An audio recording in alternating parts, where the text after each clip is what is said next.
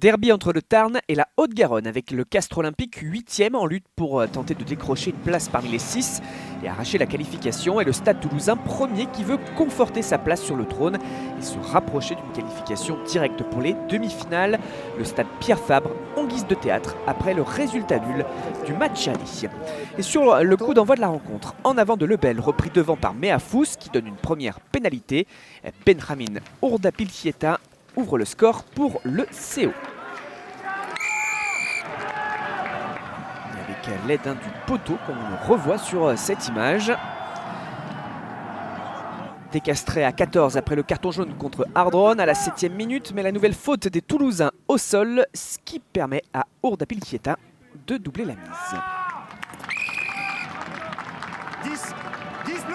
Les Hauts-Garonnais font face à une solide défense et commencent à enchaîner quelques bonnes séquences sur avantage. Balès continue d'animer, mais retour à cette première pénalité qui voit Zach Holmes réduire l'écart.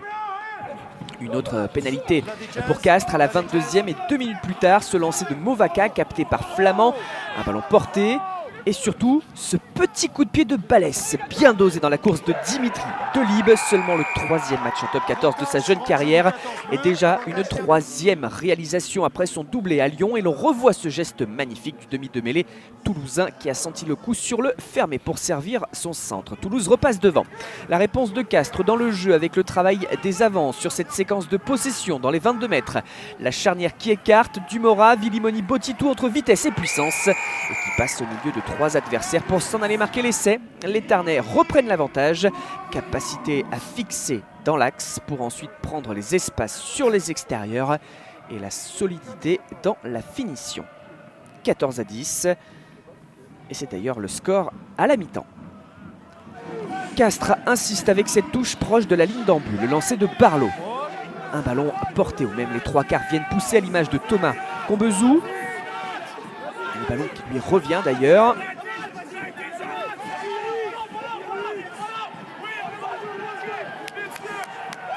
Et la conclusion du centre pour le premier break de ce duel, un arrière qui marque dans un registre d'avant. Et Toulouse passe à 14 avec le jaune contre Balès, et l'on dispute cette mêlée introduite par le CO. Encore une phase de conquête proche de l'embut adverse, et Tyler Ardron qui sort le cuir pour faire une nouvelle différence. Dans un deuxième temps, 16 points d'écart, et pourtant le sursaut d'orgueil des Toulousains, une belle avancée en situation d'avantage. Du jeu debout et cette différence du deuxième ligne, Thibaut Flamand. Encore un essai, le Castrais cocotte d'ailleurs averti sur cette action. arrêt du temps. Alors, Toulouse pousse encore un de plus et joue cette relance depuis son embut ou presque. C'est osé et ambitieux, l'image de cette passe sautée et de cette course de Marty qui prend le dessus sur Nakosi.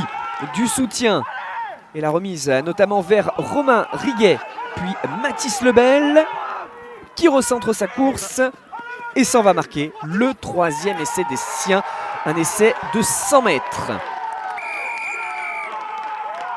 Toulouse revient à 2 points, mais Castres tient bon même à 13 après le jaune contre Dumora, et le CO qui tape en touche s'impose 26-24, bonus défensif pour le Stade Toulousain après un duel, un derby engagé et à suspense.